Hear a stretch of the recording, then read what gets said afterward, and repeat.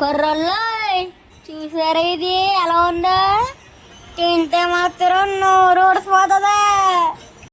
చూసారా అండి లడ్డూలా ఎలా ఉందో? చేప సొన్న అండి అది. చేప సొన్న ఎప్పుడైనా అలా చూసారండి? చూడండి తెలిసిపోతుంది మీకే.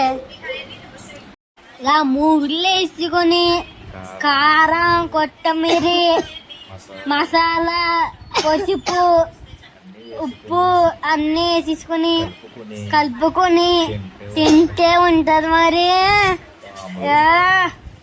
నేనైతే చెప్పలేవన్నా అద్దరిపోతుందండి. మీరు ఒకసారి ట్రై చేయండి.